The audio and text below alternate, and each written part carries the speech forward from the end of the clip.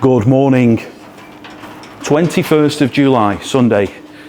I can't believe it's July, and never mind the 21st of July. This year has gone by so quickly, it's ridiculous. And the last few months have been a blur, to say the least. So I've barely been able to keep up with anything really. So I know there's probably lots of things that we've changed and things that we've done that I've not talked about. Some I have briefly, but I thought I'd use this video as an opportunity just to catch up and let you know where we are, what we've got, what the plans are, which I'm still not sure about, but what some of the plans could be, and where we go from here.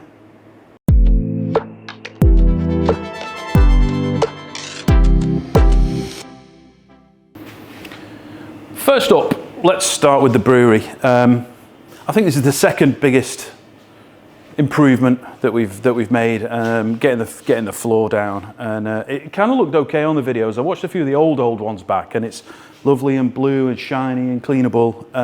But over time, it started to chip up, particularly with dropping casks and things on it. You chip away that self-leveler that was the only thing between the concrete base and the epoxy paint on the top, and we had lots of little holes, and then the acid bits of acid that we were spilling, and the cleaning stuff that we use getting underneath and starting to fizz away at the concrete, which is obviously not what we need. So this polyurethane floor is designed with food production in mind. It's I believe I don't know if it's antimicrobial, but certainly it's food prep grade, easy to clean, easy to wash, smooth. We can squeegee away into these drains here with the squeegee, which is somewhere. There we go. A double-ended tool, squeegee brush. I made that, can you tell? So it's nothing more than, once the floor's wet, just squeegee it into the drain. It's really easy, and I think it's going to save me a couple of hours every week in cleanup after we've done a brew. So wasn't the cheapest, it wasn't super expensive either. You know, the guys are local, and they did me a deal that was, it would be foolish not to have taken them up on it. So we've done that. This should last many years. Where you are, the camera, we've not done the dry bit at the back, just the wet area, because money. But Paul has called me from Sandbach Resin Floors and said they really want to finish it. They want to do the last bit, and he's prepared to work with me on the price to make sure it happens. So I guess he's a bit OCD. He doesn't like half a floor done. But we just got storage on the concrete, and the prep area, the brewing area, are all in this new finish now. As far as equipment's concerned, no real change. A quick pause at this point to draw your attention to the hole torn in the arse cheek of my shorts. My bum is definitely visible. I can't be bothered to go back and re-record it. I'm just going to leave it. Enjoy the video. 1,000 litre hot liquor tank, 700 litre mash tun, 1,000 litre copper / boil kettle, and then 3 1,000 litre fermenters. Tucked behind the fermenters here, let me show you, is the Vision 21, actually repurposed pub cellar cooler. So normally you would have coils immersed in this ice bank that the beer flows through, these stainless steel coils, and out to the taps. We use these submersible pumps. You might be able to see in the bottom there. It's not on at the moment. These submersible pumps, which basically pump a glycol water mix around the jackets of the tank through a spiral that you can see all the way around, and then back into there. And that's amazingly efficient, actually. We could do with upgrading the insulation on these tanks now, but we can get these tanks down to single low digits degrees. Unless it's baking hot outside, then it does struggle a little bit. But in normal temperatures, sort of sub 20 Celsius, we're able to get down to 3-4 degrees with these across all 3 tanks. Not all 3 at the same time, but it's rare that we're cold crashing all at the same time. This end one, which is actually correctly insulated, or insulated better, double walled, and behind this, you may have seen me pull it apart a while ago, is Kingspan insulation. That's a lot quicker to get down to temperature and holds the cold a little bit better. I still have to reconnect the earth bond. You can see that cable underneath there. We bond the tanks to ground basically, just in case there's ever any stray electricity. We don't want to electrocute ourselves. I've tidied up behind here. I've actually now put a disconnect on the brewing pump so that we don't have to string the cable across the brewery to clean it over by the sink, so I can disconnect it and take it away now. And then all the pipes are now neatly clipped, and I finally got that last piece of stainless steel in just to protect the wall and make it easy to wipe down if we get boilovers and spray and whatever. These pipes feed the heat dump on the line cooler, so all this heat that is taken out of the wort or the beer, it needs to go somewhere, so we pump it outside into a fan and a heat dump on the outside wall. The other two pipes are the supply and the return for the cold water, which is used for the heat exchanger when we're brewing. So when we're reducing the temperature of the wort down to somewhere near pitching temperature, we need a supply of cold water, which we then recapture through that return pipe and drop it straight into the HLT, so nothing's wasted. The overflow around here, once that tank then becomes full, either when we're filling it from mains water or whether we're filling it from the heat exchanger water, then follows this pipe through and overflows into the sink through this little spout here, and then we can actually catch the hot water for cleaning in a bucket such as that one. Other equipment, nothing new on the brewing side, but, and we'll cover the tap room in a minute, I have got a glass washer. Ta-da! Second hand. Unfortunately, a little restaurant in Chester was closing down, but fortunately for me, this became available. So we've got our own proper commercial glass washer now. It needs a bit of a clean. And I've ordered the right bits and bobs and correct detergent for washing and some additional trays for it as well. On the bench here, we just got a little prep area, the pump, the brewing pump that I mentioned, now with the other half of that plug on. And then the other pump that we use for cleaning casks and doing the tank clean in place as well. Again, easily removable and cleanable and whatnot. David, legend that he is, not only part-time master carpenter, but also purveyor of second-hand fridges. And he's got us this tall larder fridge, which we can use for yeast storage and overstock of cans for the tap room and some lunch. This is what I'm having for lunch today.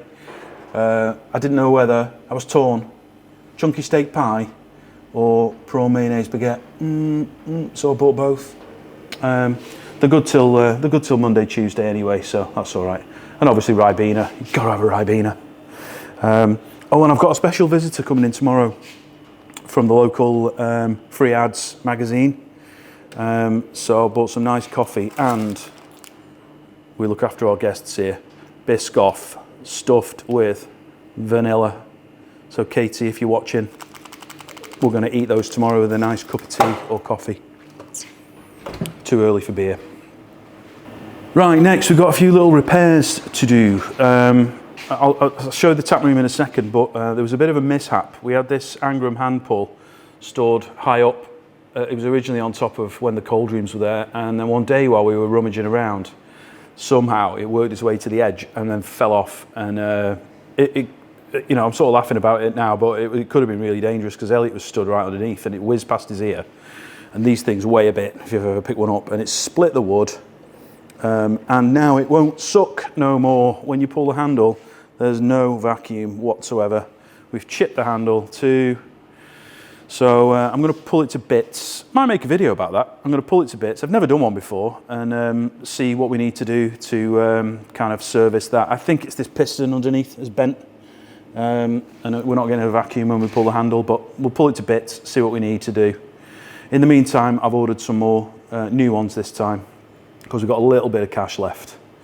Got a couple of other pumps here that are in iffy working order.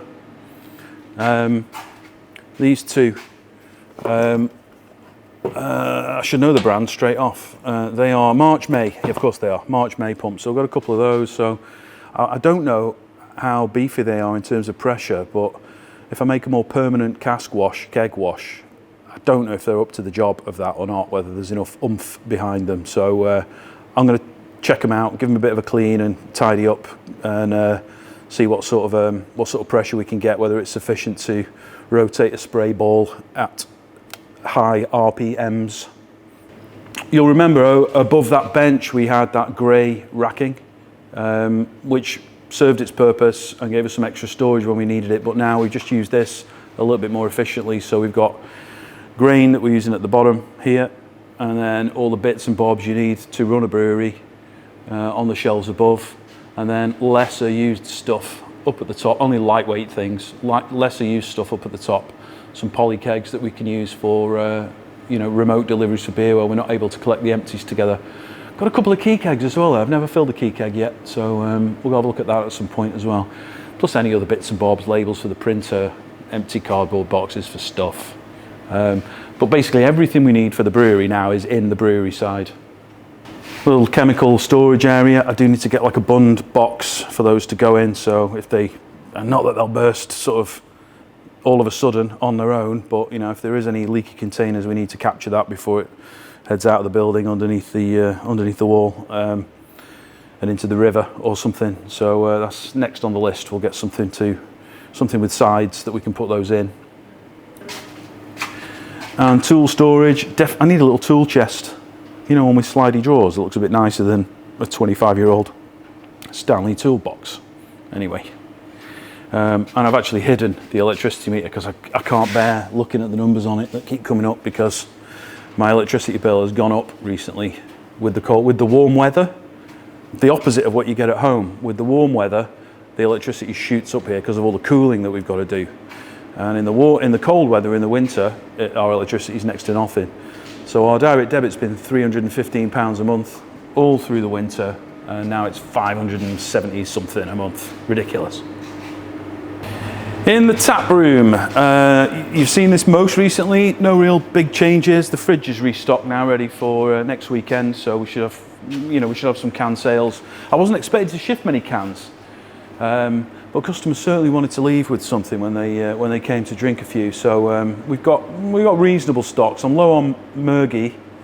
I've got loads of Stout and loads of Get Locky and virtually no Moss and Dragon. So that's the next one we're going to have to brew and can, I think. I'm out of cans, but I spoke to Adrian at Staffordshire Brewery. He's got plenty in, ready to go. And we might need to reorder a few labels as well, just to keep up. But we're all set now. You'll see the gap here where the two hand pulls that we borrowed off Martin Bailey were. They are now safely returned to Sheffield, and I've got this gap. Now, this one is I don't know who made that one. Can't tell. I think it's same as the others. Yeah, I think it is. Might be a CQ from Angram. I can't tell. I'm not that good. Either way, smooth as you like every time. Beautiful pour, and no problem with that one. This one, we've been running Murgy on this, so it's had a lot of use the last few weeks, and it's started to develop this sort of bounce when you pull the handle. There's a bucket under it, so I'll pull it, but as you're pulling, instead of a smooth pull, we're getting this like that, and it's like there's air getting in somewhere. I've checked all the pipe work to it, it's all good. So then I thought maybe it was the float in the cask wedge, so tried a different cask, same thing. I suspect it needs some seals and O-rings and things in the cylinder. But what I've done is, just to give us a bit of future proofing and sort of additional hand pulls for festivals, I've ordered, most of the time we're going to have 3 cask beers on. I don't think we've got the traffic for 4. 3 I think we can do. So I've ordered a 3-pull unit from Harry Mason's, ordered it, and it's due to be delivered on, I think, Wednesday of next week. And I've just got to sort out the details with them on Monday for delivery. But yeah, so we're going to have a one unit with 3 pulls on it there, and then this one we can sort of disconnect, clean, sling it up the top, and just bring it down when we've got expected busy numbers of customers. And it'll look nice and new and shiny as well, so that's all good. We've got 4 keg lines here and a hole for a 5th. I've shuffled them all along once because when we were busy, it was we were fighting to get space for pouring things. So we've got just 4 in a row here. We'll always have a lager on, we'll always have a cider on, and the other two, depending what we've got. One of these taps we can quite easily hook up to this bright tank here, which is what we use for canning most of the time. But if we want to serve directly from the tank, then we can. Whatever we happen to be brewing, or whatever is carbonated, if we're open that weekend, then we'll hook that up and customers can drink straight from the tank. And the other one for a seasonal special, currently Ginger Beard we've got on, which is the beer that we made in memory of Liam Bridle. And it was meant to be a one-off, but I've had so many requests to brew it again. We're down to not many cans now. I think we've got about 30 cans left. We canned 200, we kegged 5, and we cast about 12. And it's all gone now, apart from one keg, which I'll put on this weekend, and whatever cans are left. So we've decided to brew it again. So there'll be some furious grating going on next weekend, probably. Ready to brew that probably Saturday morning or Sunday morning before we open. And if I can find one, an additional CMB, don't know what the model number is now, V something, but it's the one with the flow control on the side, stainless steel. I bought these from the malt miller.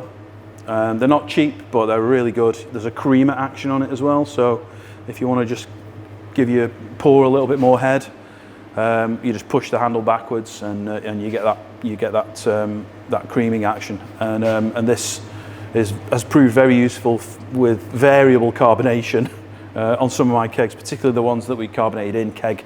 It's difficult to gauge when they're ready. So just allows a consistent pour. And the canning machine, we just carry on with it. 2 fill heads, one can seamer. I did see an ad, you may have seen it if you're in the homebrew world. I did see an ad for the Cannular version of the duo filler.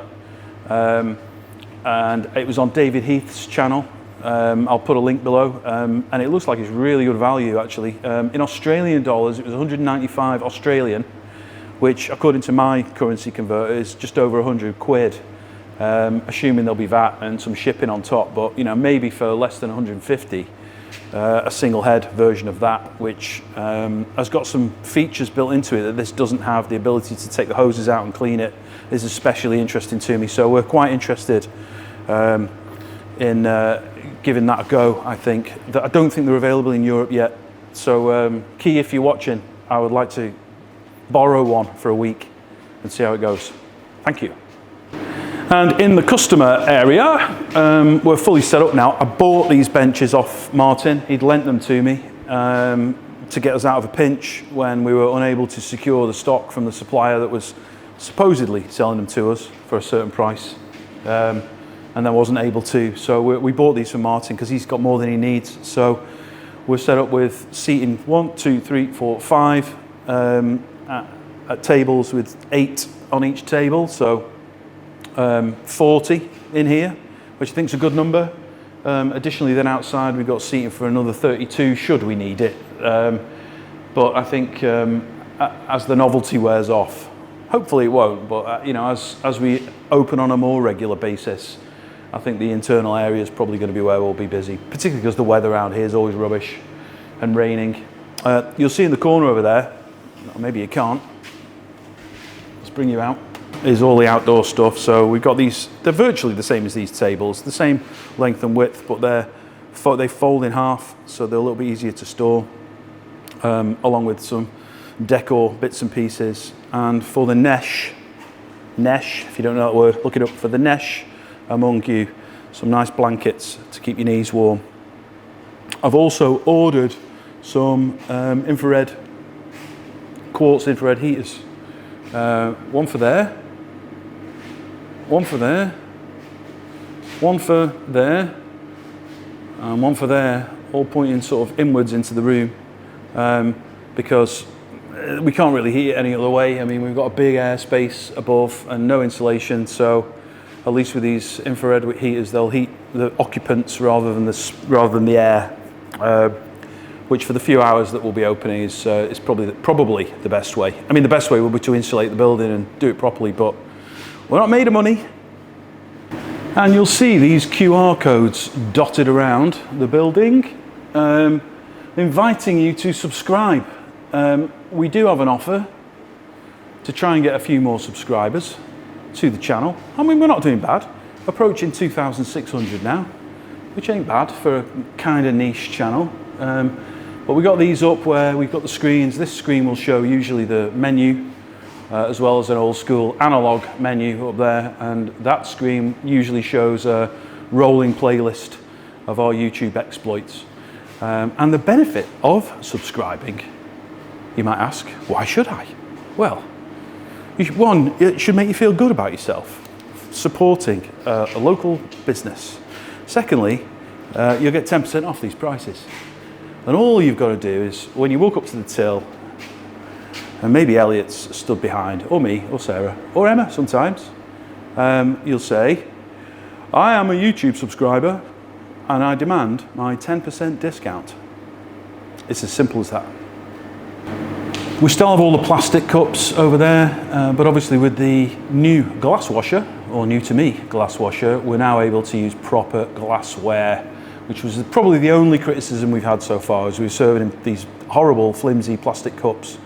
With the glass washer now, we can serve in proper glasses. So I've just taken delivery a couple of days ago at home of a load of pint glasses, half pint glasses, wine glasses. No tumblers or anything yet. We'll work on that, but yeah, as long as we don't get a run that we can't keep up with the dishwasher, then you should get your pint in proper glassware from now on. I've only just realised I can dim this thing they've sent me. You just hold your finger on it and it goes brighter, but it's a bit dazzly on the screen. But if you press and hold the button, if you've got one, fellow YouTubers, you just hold it for a minute and it fades down, so it's a little less in your face. So next up will be next weekend, 26th, 27th, 28th of July. We're open from Friday at 4 p.m. Elliot's probably going to come and open up while I finish off at the day job. I'll be here from about 5:30 onwards. Everything from the last opening will be on, so we're going to have Most and Dragon, Murgy Straight, Cross Stout, Get Lucky on cask and possibly in keg. We've got the Tegernsee Lager all the way from that there Bavaria, Lily's Cherries and Berries, which is as fruited ciders go. I really like that. I know it's not, you know, super niche and crafty, but it's a cracking drink in the summer. And the final, not final ever, but final for a while, keg of Ginger Beard. And that will be, once it's gone, until I've got the next brew underway. So by the time that's in can and kegs, probably, and cask, probably going to be a month or so. So we'll have to find something else for that tap through August time, when the tap room's going to be open every weekend. So what we're thinking about for that tap is possibly a beer from Taproom Co, also based in Middlewich here. And I would really like to have on Cruise Control from Sean at Tom's Tap and Brew House, which is just down the road, 5 minutes away. And we've talked about Sean before. He's been super supportive of us and the brewery, and really helpful whenever I've needed it. And he's got me out of a pinch quite a few times, so it'd be nice to have some of his beer on here as well. All the soft drinks as well, not in the fridge there, but we've got them in the little under-counter fridge here. But they are available if you are driving or teetotal or whatnot. Then we've got a selection of Coke, Fanta Lemon, Sprite and whatnot in what was the little experimental brew fridge. Need to cool that down a little bit, it's a bit warm, that one. A few of you have asked about our POS system, and it's not fancy schmancy, but it is rather low cost, as everything is here. So we've got an iPad and chip and pin terminal. These are about 50 quid from Shopify. Shopify do our website e-commerce as well, and it's all seamlessly linked to the brewery software that we use. But this is dead simple, whether you're serving customers by the glass, or if we've got customers that have popped in to buy cans, we can do it all from this one terminal basically. So for the tap room, we click here, and then you've got a choice of all the pints that we've got on the taps, pint, including the lager, the Lily cider. Then we've got the halves, half of everything. And then we've got wine, 3 sizes. We don't distinguish between red, white, pink and whatnot. And then cans of pop, and then any bottles that we might have. We're actually out of the Augustina bottles now, so I'll take that one off when I get a minute. And it's as simple as 2 pints of Mergy, no problem. 1, 2, added to that, click checkout, and then I won't check it out obviously, but when I click checkout, the PIN pad waits for them to present their card. We take cash too, and we can accept cash on this. All works seamlessly.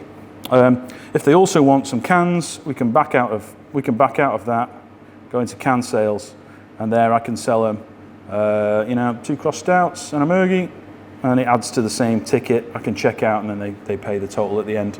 And Shopify drop the money into our bank account usually within 2 to 3 working days, depending if we're at a weekend or not. But it's pretty quick. Fees are, I think, just sub 2%. It's 1.9, I think, somewhere around there, 1.8.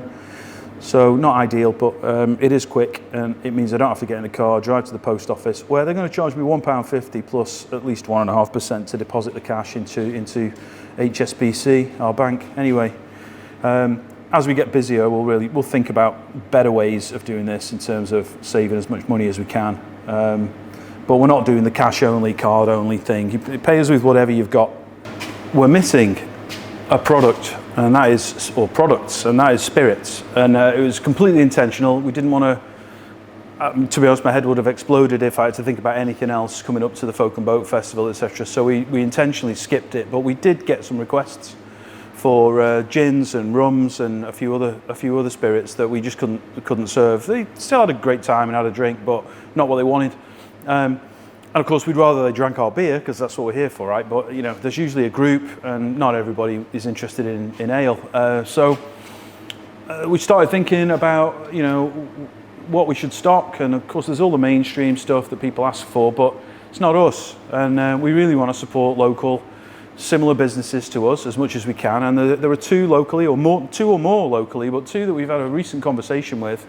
That we really like to work with, I think, and we're going to start that process of just sort of evaluating whether there's a good fit between us in the next few weeks. But starting this Saturday, Gangplank Spirits, who are based locally here, are going to come in with some samples. I've said just mingle with the customers, pour some samples, see if people like it, what do they like, what do they prefer, and based on the feedback that we get next Saturday, we'll make a decision on which products we should buy and stock here for them to consume.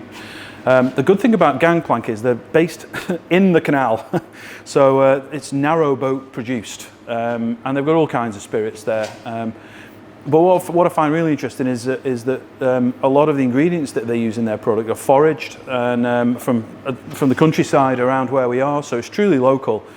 And I think it's a good story, coupled with our sort of our setup that we've got here, and all about local, as much local as we can, and they have the same approach. I think we fit quite well together. The second organisation is Winding River Spirits, and they're based near to Sandbach, next little town along where we live. And right at the beginning of this project, we connected, and they wished me luck and offered some support, and we had some good conversations and compared a few notes on things. And they've been in the background the whole time, and I've just been waiting for an opportunity to say, right, we're ready to talk now, and I think that opportunity is now. So we'll be getting in touch with the guys at Winding River quite soon as well. And they've got some locally themed gins, again, produced locally, and other spirits as well, I think, and we'd like to have them on the bar too. I mean, we can't have everything, but if we can have 2 or 3 local manufacturers, local businesses, similar scale to us, then I think it's the right thing to do.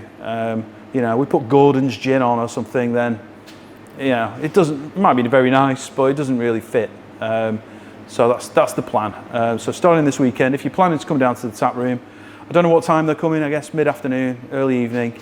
You'll be able to sample some of their product produced from locally foraged ingredients.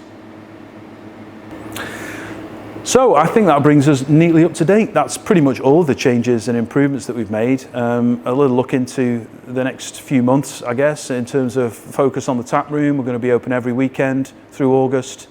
You're all invited. Please come on down. Even if you don't want to drink and you're driving, just pop in for a can of Coke and a chat. It'd be great to meet up with some of you. If you do fancy a beer, all the favourites will be available usually most weekends. But it doesn't look like we're going to run out of anything anytime soon. Anyway, we're rebrewing the ginger beer. We've got all the ingredients for this lager I keep talking about, but I just need the weather to cool down a little bit. That's probably going to be an autumn-winter brew, I think now. We've also got ingredients in for the next batch of stout because we're running on keg only with stout at the moment, and I really want to get some into cask. Cans running a little bit low, out of stock on Most and Dragon, but pretty much everything else we've got, enough stock for a reasonable number of orders.